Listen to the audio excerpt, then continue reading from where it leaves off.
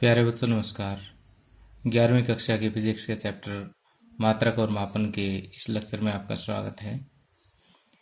तो पिछले दो लेक्चर्स में हम विमीय समीकरणों के उपयोग के बारे में पढ़ रहे थे। तो इसके तीन मुख्य उपयोग मैंने बताए थे कि किसी भी समीकरण या सूत्र की जो संशुद्धि या एक्यूरेसी चेक करने के लिए हम इसका प्रयोग कर सकते हैं, और इसी तरह से जो है विभिन्न भौतिक राशियों के बीच संबंध जो है वे उत्पन्न कर सकते हैं, यानी एक सूत्र जो है वो ड्राइव कर सकते हैं।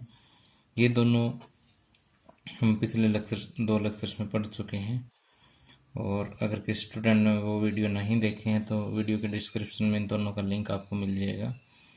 आज हम करने जा रहे हैं कि किसी भौतिक राशि के परिणाम को एक मात्रक पद्धति से दूसरी मात्रक पद्धति में चेंज करना। ओके, जैसे मान लीजिए किसी भौतिक राशि का परिणाम आपको मान लीजिए सीजीएस सिस्टम में दे रखा है, तो उसको एसआई में कन्वर्ट करना या एमकेएस में कन्वर्ट करना, या उल्टा हम कह सकते हैं कि अगर एमकेएस में दे रखा है तो उसको सीजीएस में बदलना जो है आज मैं आपको सिखाऊंगा। ओके, तो आइए शुरुआत करते हैं। अब आइए समझते हैं कि किसी भौतिक राशि के परिणाम को एक मात्रक पद्धति से दूसरी मात्रक पद्धति में कैसे बदलें।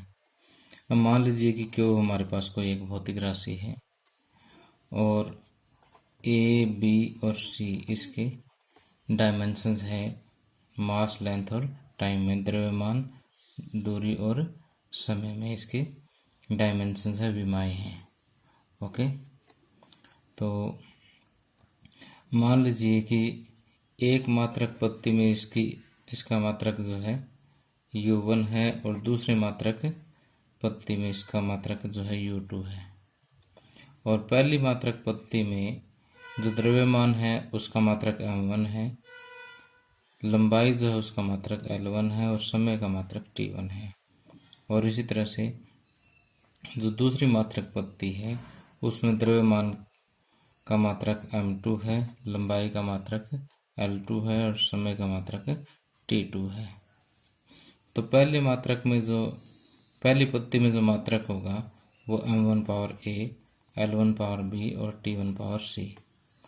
और इसी भौतिक राशि का दूसरी मात्रक पद्धति में जो मात्रक होगा वो m2 power a, l2 power b और t2 पावर c होगा। ओके, तो ये मैंने आपको क्या बताया, ये तो है पहली मात्रक पद्धति में मात्रक, पहली पद्धति में मात्रक, और ये है दूसरी पद्धति में मात्रक।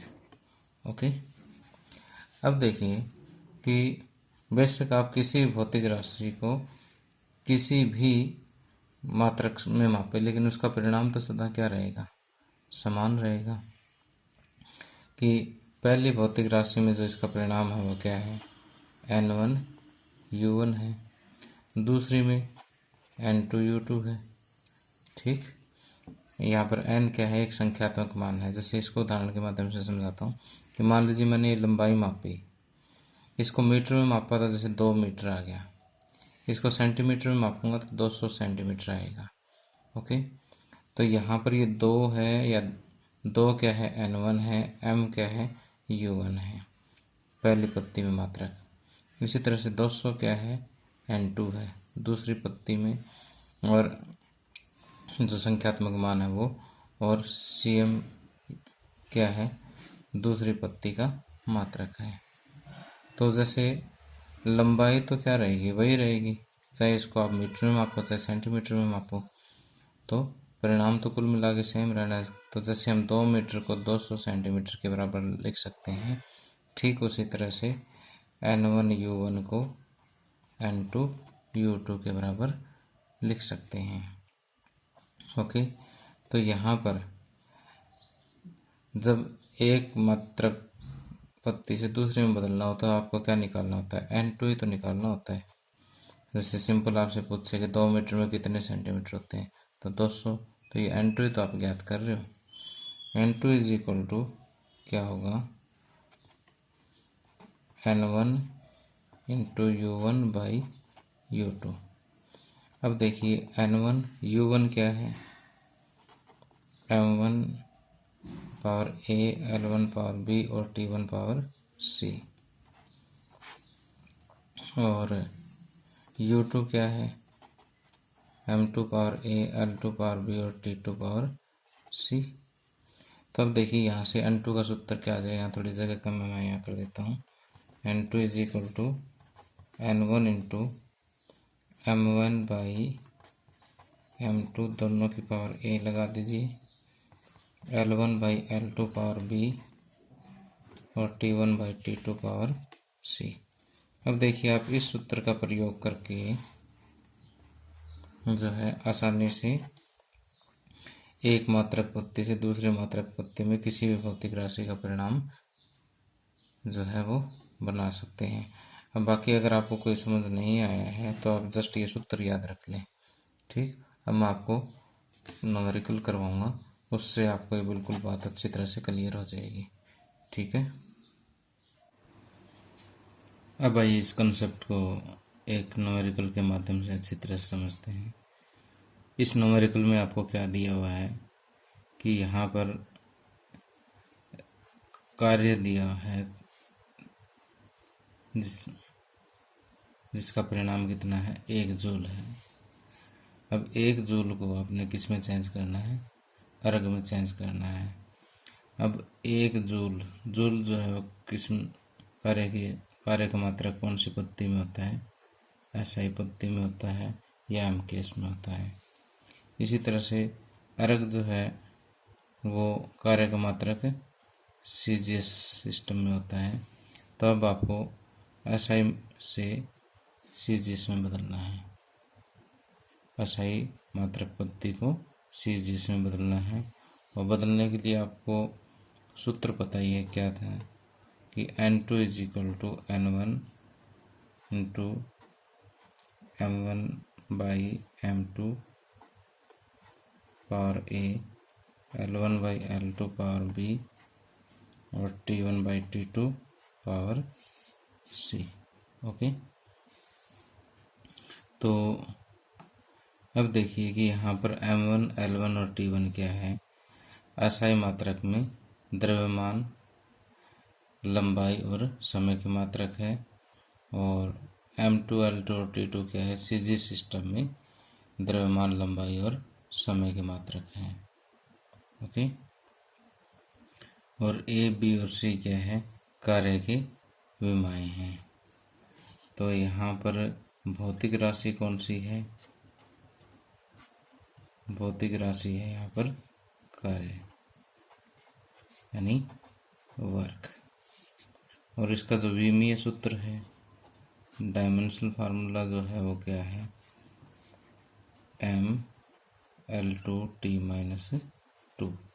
तो यहाँ से A, B और C क्या होगी, A बराबर तो 1 हो गया, M की पावर वो A है, L की पावर वो B है और T की पावर जो वो C है, ठीक। तो यहाँ आपको किस से किस में बदलना है, SI से CGS में बदलना है। तो यहाँ पर लिख लें कि M1, L1, T1 द्रव्यमान की इकाई SI सिस्टम में क्या होती है, 1 मीटर। द्रव्यमान की इकाई 1 किलोग्राम होती है, लंबाई की इकाई 1 मीटर होती है और समय की इकाई 1 सेकंड होती है। इसी तरह से M2 द्रव्यमान की इकाई, द्रव्यमान की इकाई आपको पता है CGS में क्या होती है, 1 ग्राम होती है। L2 CGS में लंबाई, लंबाई की इकाई जो सेंटीमीटर होती है। और T2 समय की इकाई वही 1 सेकंड होती है। अब यहाँ पर N1 दे रखा है आपको 1 जूल है तो N 1 हो गया, और N2 आपको फाइंड आउट करना है। N2 का सूत्र आपके सामने है तो यहाँ से हम कर देते हैं। तो N1 की जगह 1 रख लेता हूँ, M1 की जगह 1 किलोग्राम, M2 की जगह 1 ग्राम, A की जगह 1, L1 1 metre, L2 1 centimetre, power B कितना है 2, T1 1 सेकंड, T2 भी 1 सेकंड, पावर C यानी -2। ओके, तो यहाँ देखिए कि एक किलोग्राम का मतलब 1000 ग्राम बटे 1 ग्राम। 1 मीटर का मतलब ऊपर पावर 1 तो 1 लगा दिया। 1 मीटर का मतलब 100 सेंटीमीटर बाई 1 सेंटीमीटर, ये यूँ कहीं आ जाएगा 1 सेकंड बाई 1 सेकंड, और ये पावर 2 है तो 2 लगा दें। अब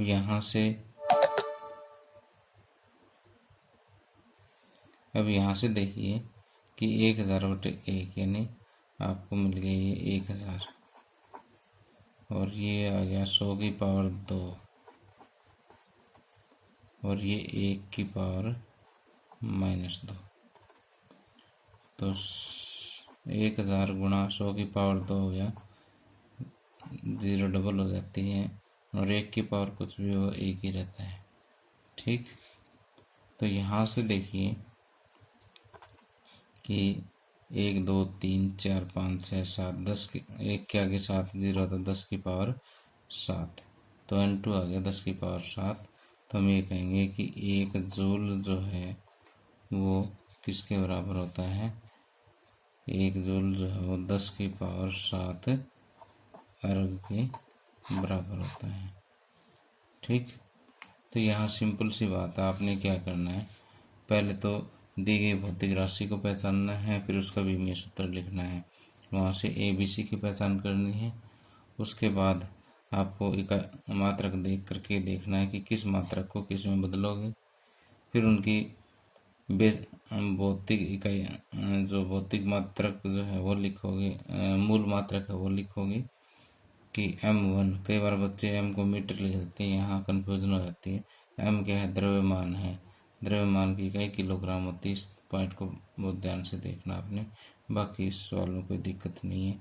M1 L1 T1 लिख दो, M2 L2 T2 लिख दो सिस्टम के हिसाब से, ठीक है, मात्रक पत्ती के हिसाब से। फिर सूत्र लगा दो, क्योंकि M1 L1 T1 आपके पास है, M2 L2 T2 आपके पास है, ABC आपके पास है, N1 भी आपके पास है, तो कोई दिक्कत नहीं आनी चाहिए। ठीक है, तो इस तरह से आप ये न्यूमेरिकल आसानी से सॉल्व कर सकते हैं। ओके, आगे इस कंसेप्ट को और अच्छी तरह से समझाने के लिए मैं आपको एक न्यूमेरिकल और करवाता हूँ कि यहाँ पर आपको दिया हुआ है कि 1 मेगावाट शक्ति को एक नई मात्रक पद्धति में बदलें जिसमें द्रव्यमान, लंबाई और समय के मूल मात्रक जो है क्रमशः क्या हो, 10 किलोग्राम, 1 डेसीमीटर तथा 1 मिनट हो।